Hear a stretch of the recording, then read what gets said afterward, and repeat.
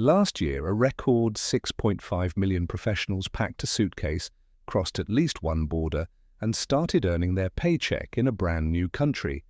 Meanwhile, another 18 million digital nomads roamed the planet with laptops in cafes from Lisbon to Seoul. Why are so many people swapping familiar offices for foreign skylines? And, more importantly, what can you learn from their triumphs and missteps before you book a one-way ticket?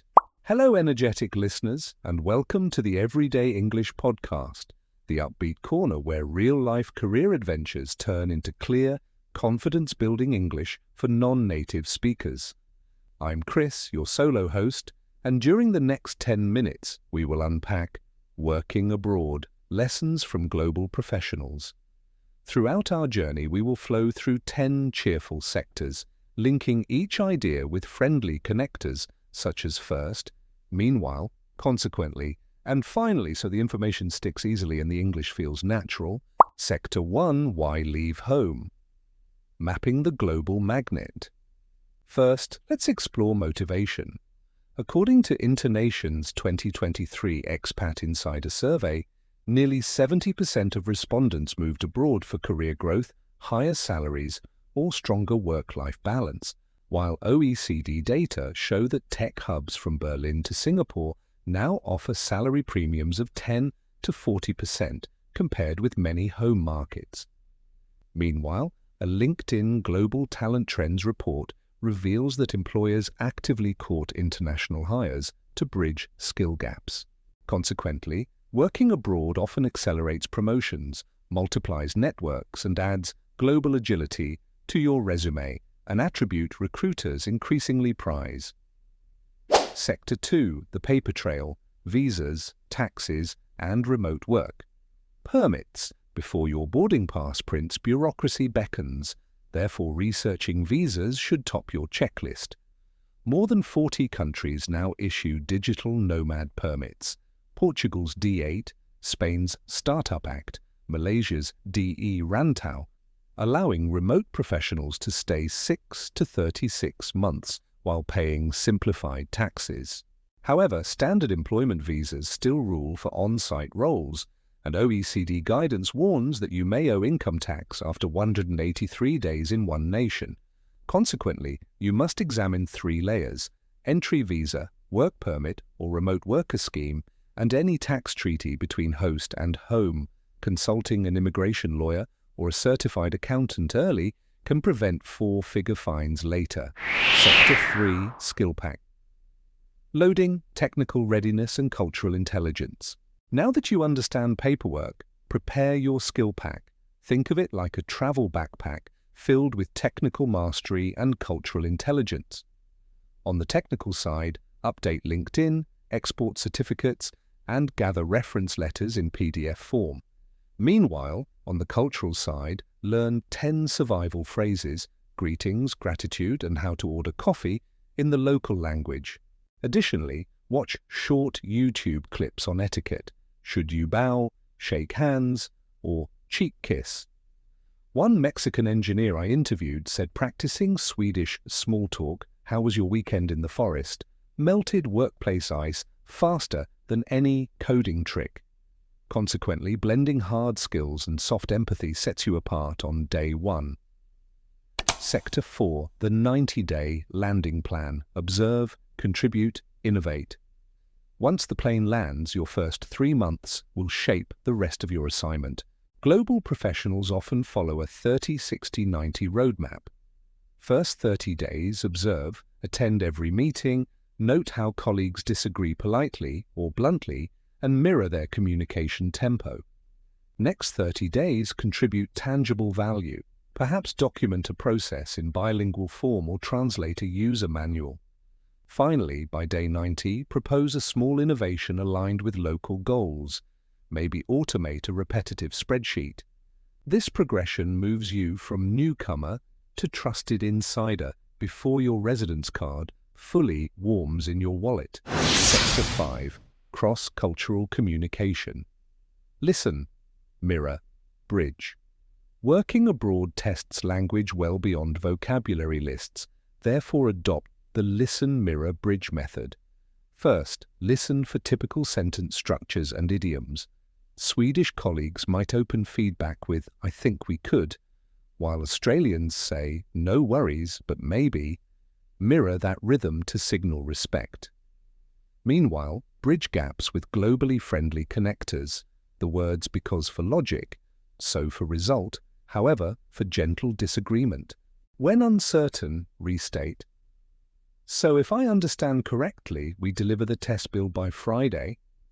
This habit reduces costly misunderstandings and simultaneously polishes your English clarity sector 6. Networking overseas. Allies, mentors, friends. Success abroad accelerates through local allies. Consequently, dedicate one lunch each week to relationship building. Inside the office, invite a colleague to coffee and ask about weekend hobbies. Outside, join language exchanges or alumni networks. Internations events, meetup groups, and local sports leagues can widen circles quickly. A Singapore-based Spanish designer told me his weekly futsal matches opened doors to freelance gigs he never would have found on LinkedIn. Remember, relationships also fuel language mastery. Idioms you learn during karaoke stick longer than textbook drills. Sector 7, Well-being abroad, routine, resilience, and homesickness. Hacks. Even tropical beaches cannot erase homesickness. Therefore, craft daily anchors. Start mornings with a 5-minute journal, gratitude in both English and the host language, to cement vocabulary and mindset simultaneously. Meanwhile, fix workout slots, gym classes, park jogs, because exercise is proven to slash adaptation stress. Additionally, schedule video calls with family at consistent times. This predictability calms emotions and frees brain capacity for work. If loneliness lingers, try volunteering. Helping local charities quickly embeds you in authentic community life. Sector 8, Digital Nomads, Special Tips for the Roaming Workforce. If you join the 18 million nomads tapping laptops in Bali or Tallinn, your challenges shift.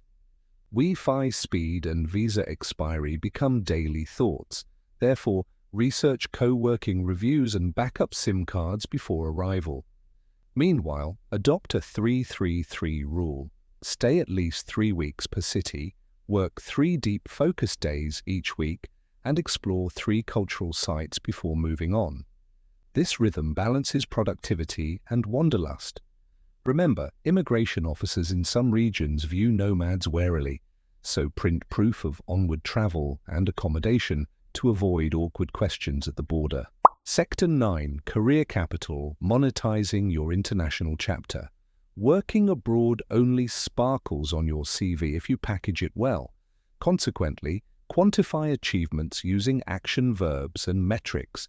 Led cross-cultural team of 6, delivering $1.2 million fintech upgrade. Or negotiated supplier discounts in Mandarin, cutting costs 15%.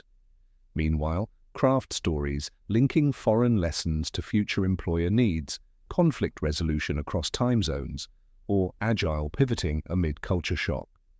Recruiters consistently rate global agility as a top differentiator for managerial roles.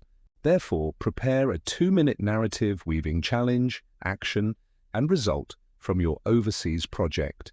Rehearse it in crisp English to dazzle interview panels. Sector 10, Departure and Return, Re-entry without reverse. Shock.